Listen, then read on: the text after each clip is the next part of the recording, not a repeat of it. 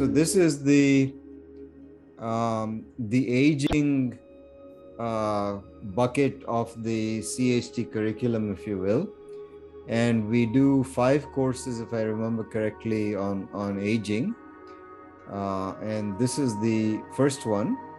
It's sort of an overview of what is considered healthy aging. And then that will be followed in due course through the 24 Sundays on and off with other courses on aging that you'll see. So what is healthy aging is our topic. So let's get underway on this one. The objectives of our course today is to understand the concept of healthy aging and what it is, and it has 2 or 3 different how shall I say, flavors or elements to it. Okay. And then, as I've said before at the start of today's session, and if I'll most likely repeat this more than once in my successive Sundays, you need to take every single lecture you get, mine and everybody else's, and look at it in the context of how do I apply this knowledge? We are not not here for the theory of it. How do I apply the knowledge in the context of my own life, in the concept of the lives of the ones I care for, my family, my friends, my community, and then in the context of seva, in the context of how can I utilize this knowledge to make me a better person or make me better at the seva that I need to perform, right? In terms of community service activities. And then if you buy into what I'm saying, just like I said, you could take compassion and being a compassionate presence and become an ambassador for it and talk to others about it and having them know. Not everybody that you know needs to become do active seva, but everybody you know can for sure benefit their circle by becoming a more compassionate presence.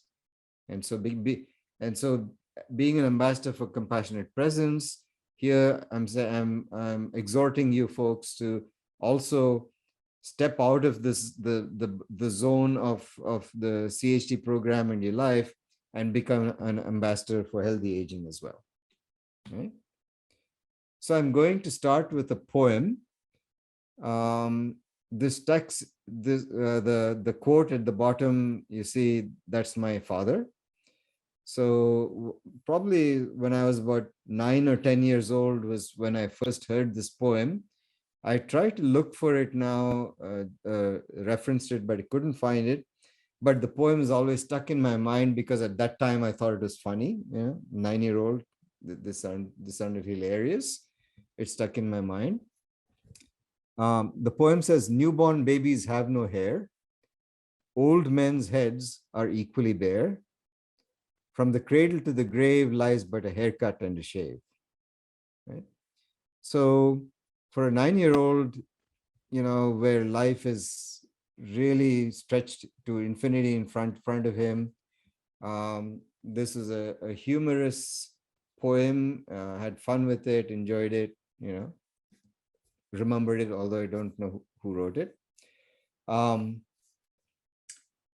The message I want to have here is that when we examine life and aging, right, we can look at it through different lenses.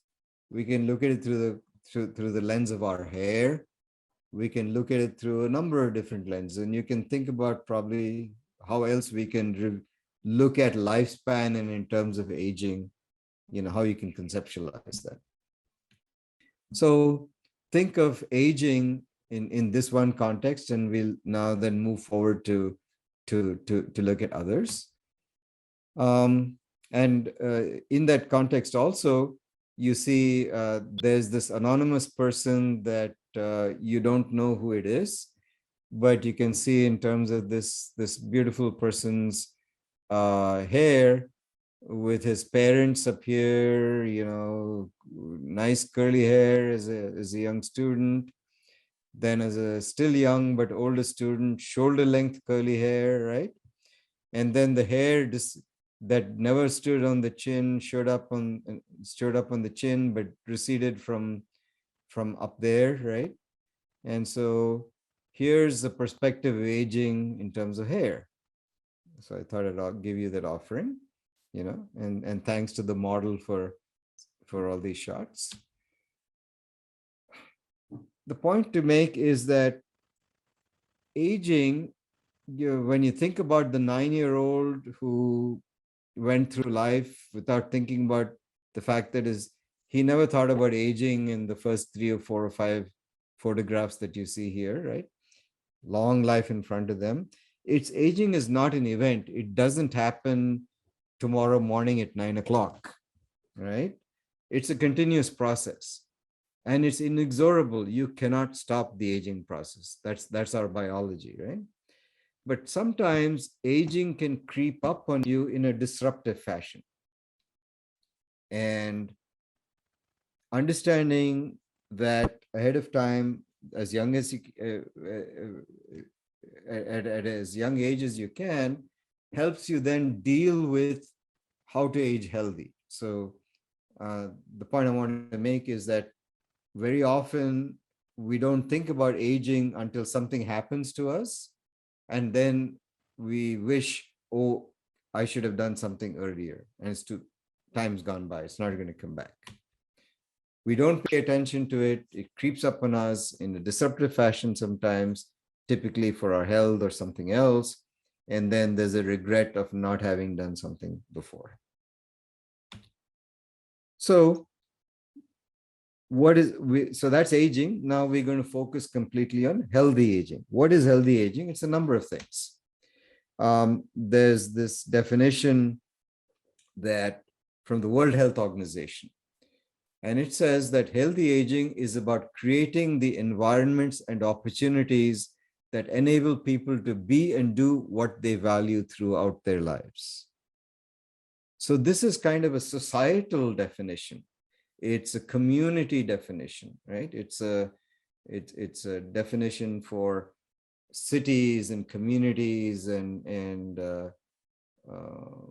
countries and national and international organizations to create environments and opportunities for people who live in it to do what they value as long as they're alive. Then this WHO goes on to say that everyone can experience healthy aging. And this is key. It says being free of disease or infirmity is not a requirement for healthy aging. You don't have to be free of disease or you can lose a limb, you can be in crutches, and you can still age in a healthy way. It's a concept that is not intuitive, right? But as you grow older, you realize that many older adults have multiple health conditions. And we'll talk about some of those in a future lecture, right? When you talk about aging, illness, and incapacity, multiple health conditions that if you can control them, it has little influence on their well-being. I can be, how shall I put it, unwell. I can have an illness or something that I'm dealing with that's chronic, but I can still have good well-being. And that's part of what healthy aging is about, right? And so then this defines healthy aging both at a societal as well as at a personal level. It defines it in terms of a goal. So healthy aging, again, is not an event. It's a process. The goal of healthy aging is to develop and maintain the functional ability that enables well-being in older age. Right? We can talk about well-being in the context, but I think you understand what that means. The feeling of being well, right? In spite of having an illness that you're dealing with. So the goal of aging, healthy aging, is to determine that. And my talk to you today is to give you a recipe for that goal of healthy aging for yourself, for me, for you, for your family, for your neighbor, for your friends. We can, it's a different topic altogether, but to create the environment that WHO talks about is a societal challenge. You know, what kind of policies in the US can Washington, D.C. and our wonderful cooperative Congress, what kind of policies can they put in place? What kind of systems can industry and government put in place together so that society can age well? So that's a societal problem.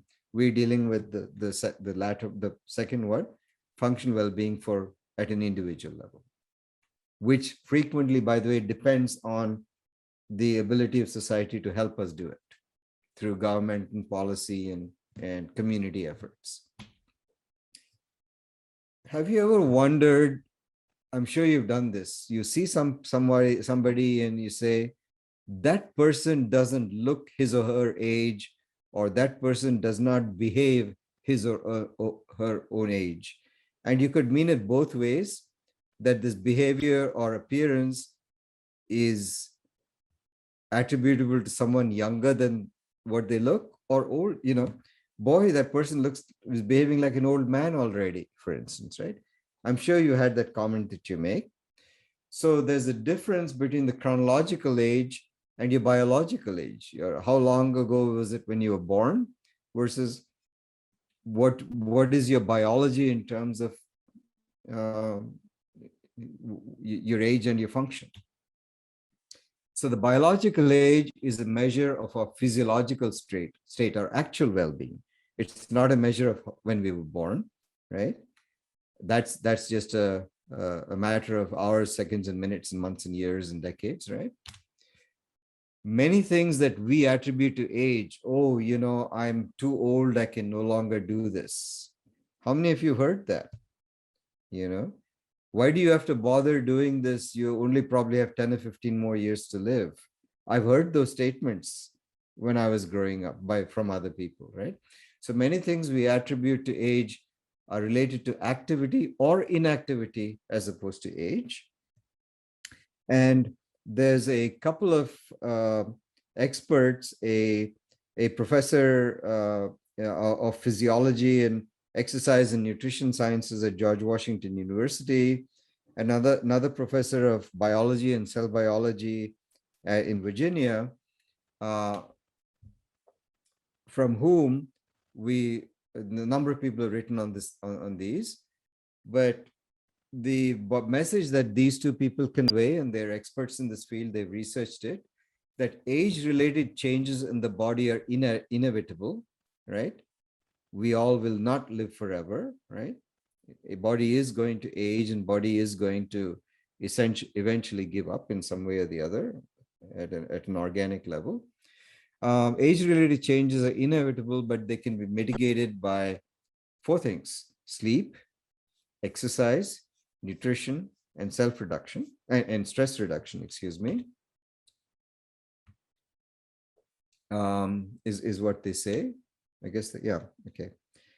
So the ability of our cells to rejuvenate and the lifestyle that we maintain for ourselves helps the cells respond to damage, and the ability of the cells of a body at a cellular level, at the level of our cells, to respond to damage, replenish, repair themselves is what keeps us young. Professor O'Rourke says, the professor of cell biology, that good genes help. Sometimes it's genetic that the body lives longer, but good habits help more. Regardless of what genes you have, there's certain habits that you can help that maintain your functional well-being, and your biological age better. So with that context, we want to reframe our definition of healthy aging. Remember, we talked about the definition before. Here we're saying that healthy aging is much more than staying just physically healthy, although that's critical, that's part of it. But even if you have physical issues, it's also about staying emotionally healthy and maintaining a sense of purpose and a zest for life. And those phrases that I have marked in green, when you couple those with the phrase that is marked in blue, or whatever the bluish color that's out there, physically healthy. Physical healthiness to some extent is determined by genetic factors and environment that are not under your control, but there's a lot of it that is still under your control. The emotional healthy part of it and the sense of purpose and zest for life part of it is 100% under your control, right? So we now break healthy aging down into physical, emotional health, and sense of purpose and zest for life. So it's about body, mind, soul, and spirit. We want to pursue physical well-being, emotional well-being, and spiritual well-being in order to age well, in order to go up the ladder of healthy aging, if you will. Right? So the word cloud here also talks about different kind of things that help with the physical, emotional, spiritual well-being, health, sleep, good training, positive feelings, mind, etc., etc. So we'll go through and discuss some of these things. And so the question that I ask for you, and I'll answer it right away as well, is when is a good time for you, me, and my neighbor to begin creating our own environment and our own opportunities for healthy aging? And the answer is now. If you did it 20 years ago, fine, good. Hopefully you're still doing it. If you haven't done it now, it's better to start now than tomorrow. It's better to start tomorrow than day after, but why wait till tomorrow, day after? Start now. And so the message of this lecture basically is this next phrase here, that we'll figure out what the goal is and what you do, but we weave the activities that we decide are needed for the goal of healthy aging into the fabric of our life. It is not something I do on alternate Mondays from 10 to 12 in the morning, right? It's integrated into the daily routine so that as much as possible, almost everything we do is consistent with and good for our goal of healthy aging.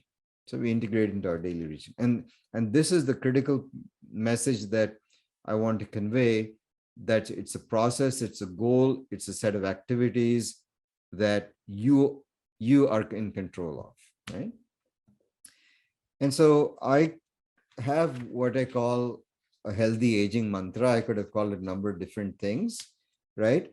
But just as we would say, recite a prayer, some of us pray, and just as we do, we have mantras and japas and so on. Here's a healthy aging mantra that we might devise for ourselves. And we could say that I will try to do all that I must to maintain good physical health and a positive mental attitude, right? Those phrases then in blue and green that I mentioned before. I will try all that I must, and it's different for me than it is for you. We have to figure out what it is for each of us, right? And why do I want to do this? Why do I want to maintain age well? Why do I want to maintain healthy aging, a healthy lifestyle and good health, mental, physical, etc., as long as I can? Because there are certain things that I want to do on this earth when I'm here. I need to do this in order to accomplish all these things that I value, right? And those things that you value, those things that I value, many of them are common, but some of them are different. Everyone has an own individual list. And so you develop your personal and specific list, right? A whole bunch of different items. Item 1, 2, 3, 4, could be 10, could be 6, could be 100, right? So if I'm a person who loves walking, and if I'm a person who loves to walk reasonably fast, right? So I could have a goal, let us say, I'm just giving you a random example, right? I could have a goal saying that I would want to be able to walk um, at the pace of um, 3 miles an hour, right? Or I want to walk at the pace of 4 miles an hour for 2 miles every day. Very specific, very personal, right? I want to be able to practice the sitar and play these following songs, these following ragas, and so on and so forth. We could all have personal lists that relate to our health, our well-being, um, uh, our interests, basically, right? I want to be able to learn something new every day. I knew of a person who had this goal that she would not sleep until she had learned something new that day. And one night at 8 in the evening, she remembers, she said she realized she hadn't learned anything new. And so she hopped into a car, went to the library that was still open, and tried to figure out something new that she would learn before she went to bed. Examples of different kinds, right?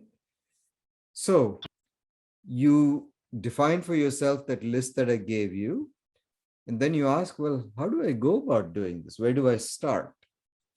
All right. So we're all familiar with New Year's resolutions, right? New Year's resolutions also are infamous because they never work. Resolutions to gain weight, lose weight, do this, do that, and all that, by mid-January or end of February, uh, nothing's happened.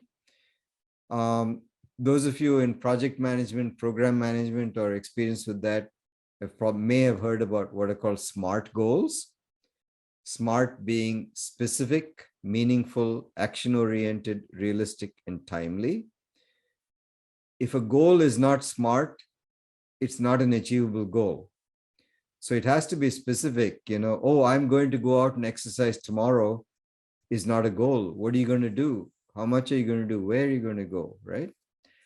And then the goal has to be meaningful for you. Why is this goal important to you? What is it that makes this goal be part of the time, precious time you spend part of the time meeting this goal? It has to be action oriented. What steps will you take to achieve that goal? I'm going to climb Mount Everest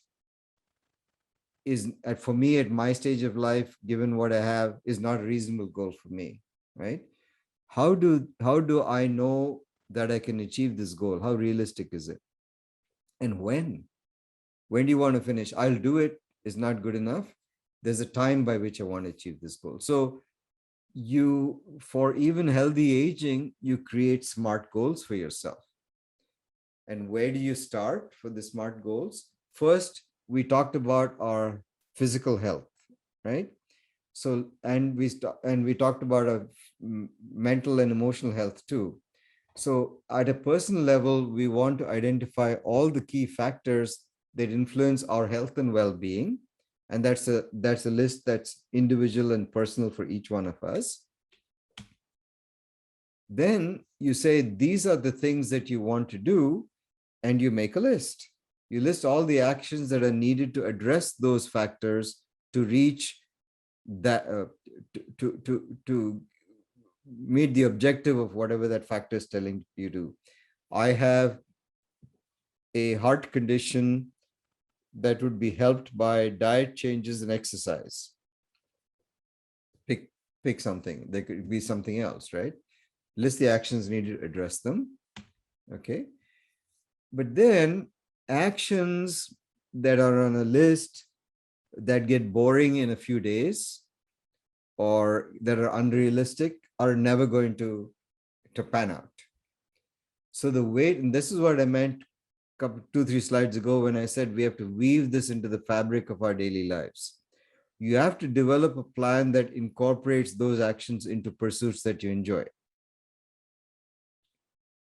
That's the guaranteed way that things are going to happen. If I enjoy something, I want to do it, I'll do it. I'll find time for it, right? And then you make that part of your daily, weekly, and monthly routine. You don't have to do everything every day or every week, but in part of your routine, those actions keep showing up again and again and again and again, right? And then you start small. Never bite off more than you can chew, as they say.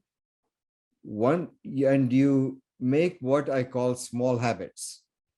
Once you've acquired a small habit, you've made it into a habit, right? You add another habit. Then once you've acquired that, you add a third. Once you've acquired that, you add a fourth. You build on your successes. So what's a habit? You do it without thinking. So, I get up in the morning, I brush my teeth. It's a habit. Why? Do I stop to think every day about why am I brushing my teeth? No, it's ingrained in the fabric of my daily routine, right? So even with other things than brushing your teeth is mundane, of course, right? But if you enjoy something, you do it, right? That's human nature. Now, we've talked about healthy aging. Another perspective on healthy aging comes from the school of positive psychology. There's a whole science related to positive psychology. And positive psychology asks, what is positive aging? And they say it's a way of living rather than a state of being. So positive aging becomes a way of life. That's all you're doing all the time. You're not being it, you're living it all the time, right? It's the process of maintaining a positive attitude, feeling good about yourself, keeping fit and healthy, and engaging fully in life as you age, doing the things that you want to do. And those things could change with time. And everything you want to do may not materialize, but that's where the smart, realistic goals come in, right? So this is what they talk about as a positive aging. And then successful aging, positive aging is multidimensional. It does not occur on any one front. We cannot all forever be disease-free and illness-free, but we can do all the things best we can to avoid them. But even if then we do get that, we learn how to deal with it through our emotional and positive functioning. So multidimensional, encompassing the avoidance of disease and disability, maintenance of high physical and cognitive function. We'll talk about this in another context, but what is good for the heart is good for the brain. They found in terms of both diet, exercise, and other stress reduction factors, mindfulness, and so on. But adding all of that to physical and mental function is sustained engagement in social and productive activities. And when we have our careers and when we have our responsibilities, there are certain things we do because we have to. There are certain things we do that we want to do. But as far as we can, if those things, those activities, our careers, our work, our other activities can be combined with social or be in also overlapped into social and productive activities, you are on the path to successful aging, healthy aging, positive aging. Okay. Now, this is the video that I wanted you folks to see.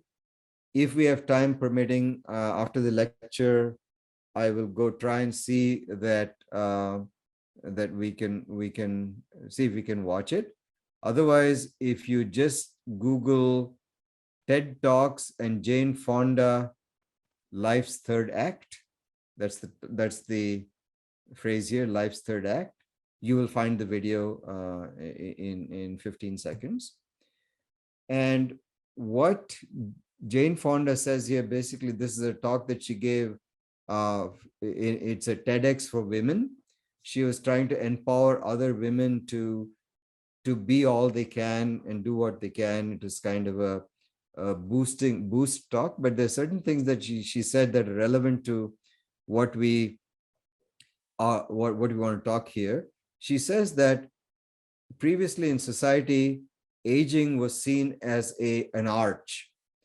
We grew up, we reached a certain level, we did stuff for a while, and then we got old and we fell into what she calls decrepitude. We just disintegrated and walked away, or faded away, melt away, powdered away, whatever.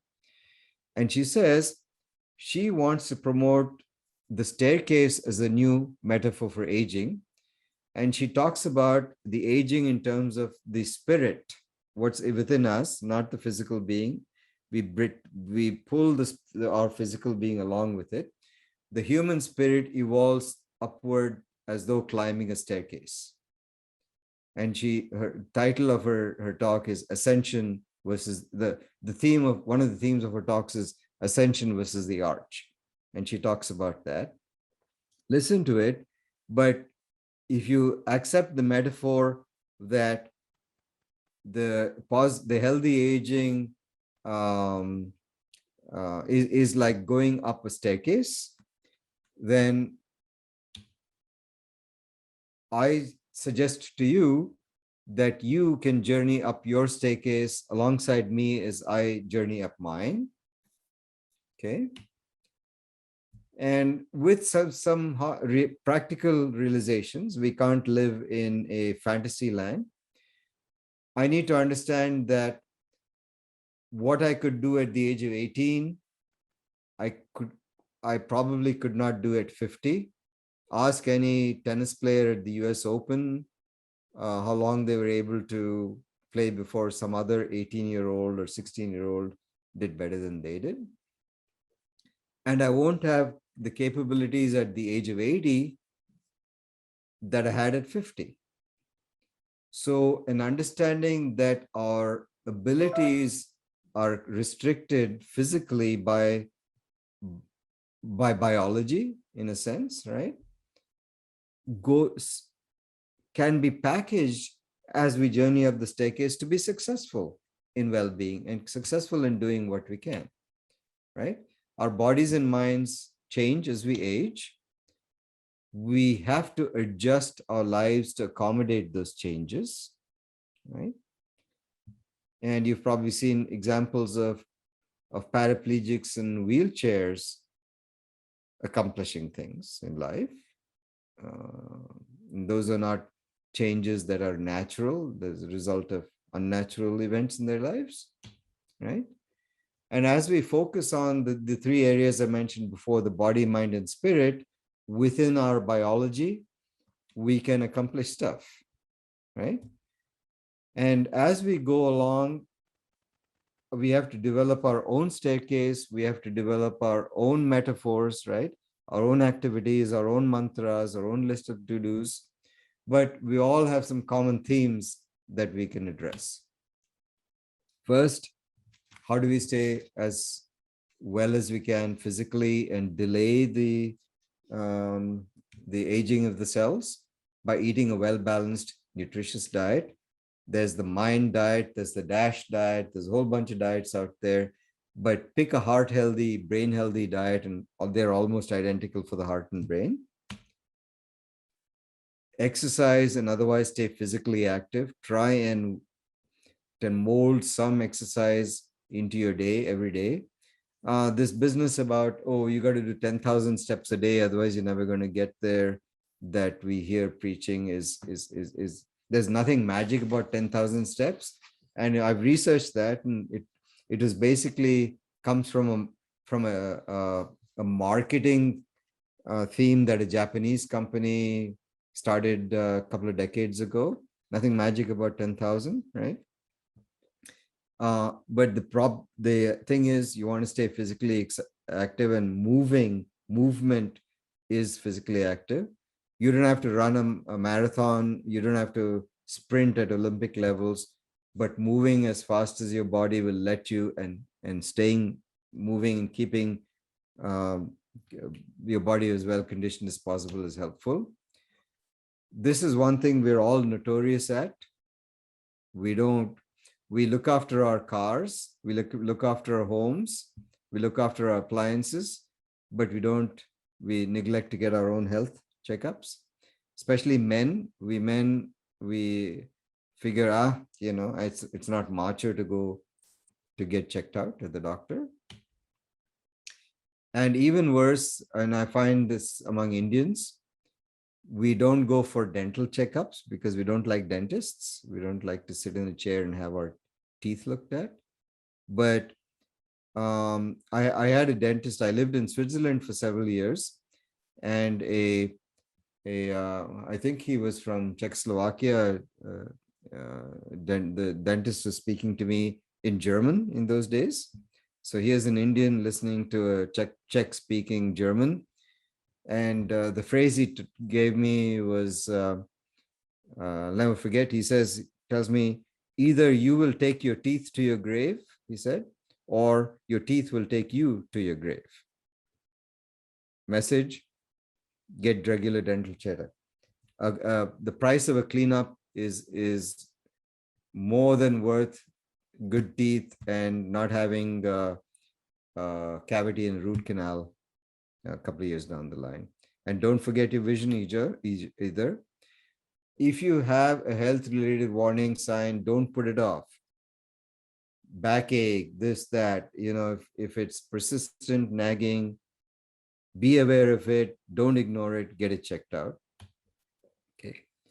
This is easier said than done, but to the best of our abilities, each one should secure our financial future, because with financial future security comes the lack of stress about wondering whether we will outlive our money or our money will outlive us, right? Practice stress relief. In our modern day society, stresses are constantly there. Whatever form you want, whether you do meditation or yoga or whatever it is, mindfulness techniques, practice stress relief. Never let your mind stop working. Always keep learning something new, like the lady who went to the library I talked about, right? Being socially connected, especially as you age. Watch for your older people. Make sure that they are actively socially connected with family and friends. Go out of your way to make the elders in your family stay so socially connected. That's critical. The lack of social connection is a leading cause for rapid decline in age and health, in health as people age. And we're all here to learn about seva, giving back to your community. So these are the themes that in general we want to address for our own healthy aging. Giving to others, you receive back multifold in different ways in your own health and well-being, right? And make a habit of lifelong learning. Keep learning something new. Learn a new language, learn a new game, learn something else, whatever it is that fascinates you. And if you like it, you're interested in, learn something more in it, that helps. And then you feel free to explore. So this is a recipe I'm giving you, this is my recipe for you for healthy aging. Feel free to explore, reflect on your life, reflect on things past, reflect on what you could leverage with your experience to make your life ahead of you better based on your past, on your surroundings, what you've learned from others. Reflect, think about things, let go of things. What is important to you now will most likely seem trivial. Learn to let go of the little things and focus on the bigger picture. And you don't have to win every battle. You don't have to achieve every success. Whatever comes, that should be fulfilling. I've already talked about learning. I'm talking about journeying, and that could be in different ways. You can journey just sitting in a chair, reading, journey by watching videos or movies. You can journey by getting into a car, bus, or plane and going somewhere. But journeying out of your um, physical and how shall I put it, mental arena will help you. That's exploration, new spaces, new places. Never give up dreaming. Always dream big, right? Dream realistically, but dream big, right? And try different things. You might try 3 or 4 things and they fail before you succeed in something. So don't hesitate. Don't prevent yourself from experimenting, right? And give to others freely, right? And I don't mean give money, but give of yourself, give of your time, okay? Give of the most precious things you have, and they come back to you. They keep coming back to you, okay? And that's the way you find sukham. Remember, I told you about this. These are lectures that we prepare, that we present for our in our sukham framework. So our sukham motto is live healthy, age well, find peace and joy. Sukham is peace and joy and contentment, right? So all of this is a recipe for healthy aging. Now, there's a Dr. Carstensen. She's a professor of psychology and she runs the Center of Longevity at Stanford University.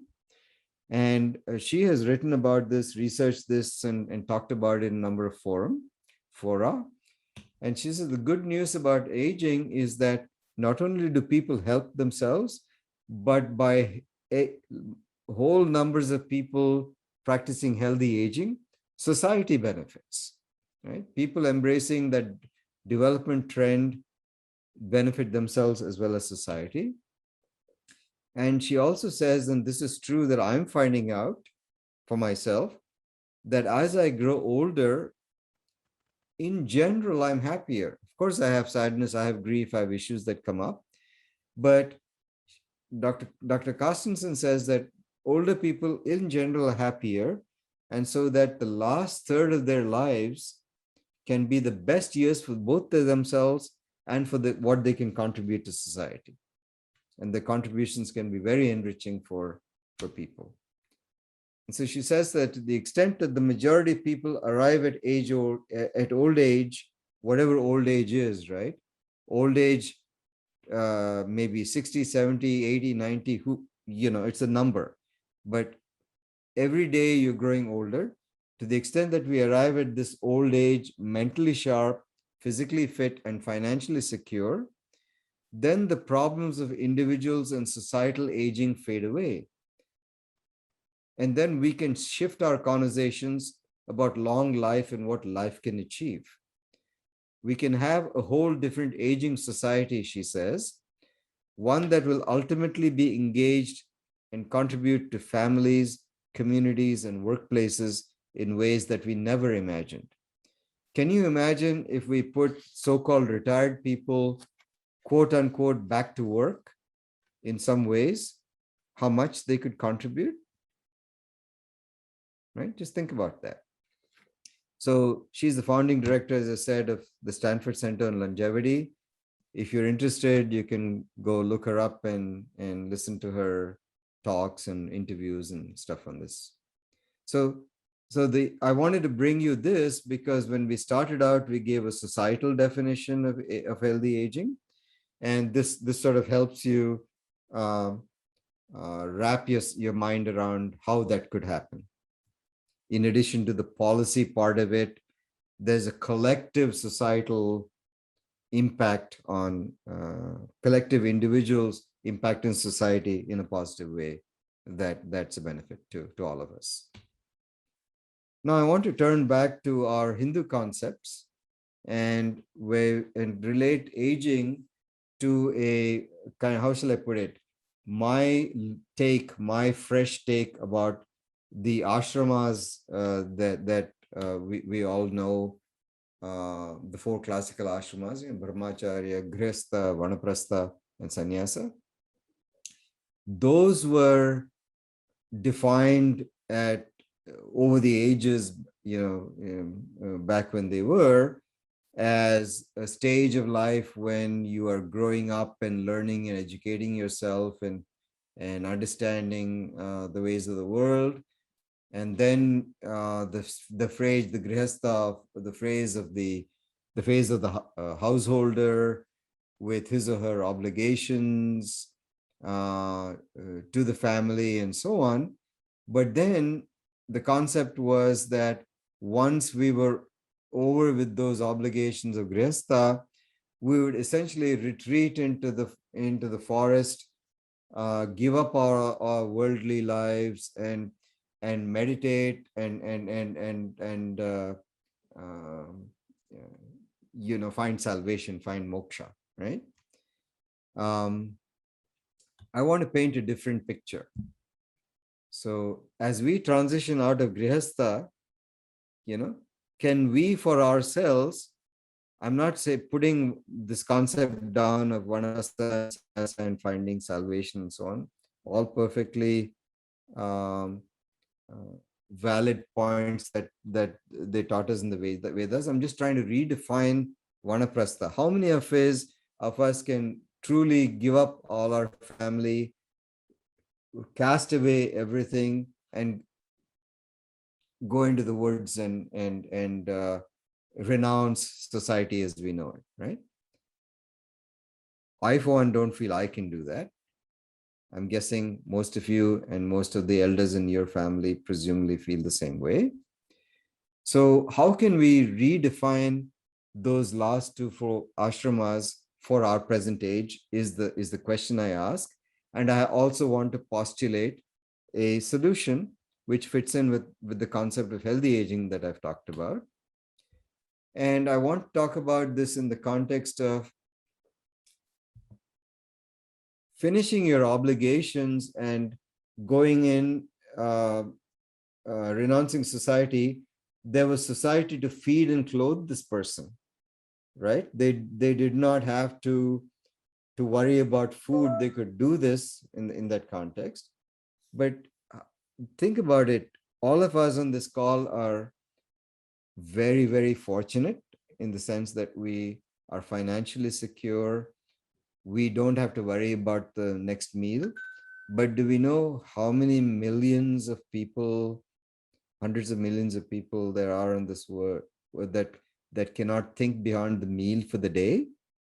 That they have to day by day figure out where they're going to get the food they're going to eat, maybe the one meal or whatever for the day. So can this person transition into vanaprastha, do we think? Right? And the more fortunate among us, we've enjoyed a decent life. We find ourselves in the emptiness of this transition. And I've seen a lot of older people saying, what else do I have to live for? I'm done. When is he going to come take me? Thoughts like that. How do we deal with the emptiness of this transition? We can say that we can embrace the concept spiritually, but adapt it to our times by finding joy and fulfillment in what we do, and by giving back, by working for the benefit of our communities in whatever little way we can. Whatever, we don't all have to be Hercules, right? We don't have to lift large weights. We can do little things that we find joy in, we find fulfillment in, and the community benefits from. So I'm suggesting that healthy aging is taking these ashramas and bending the curve to fit to modern society and finding ways to give back to the communities, right? That's my postulate to you. That's something that I firmly believe in, and I'm trying on a day-to-day basis to follow that rule. I don't always succeed. I have my failures. I have to find my self-compassion, right? But I keep trying, right? So that's a thought that I want to leave you with.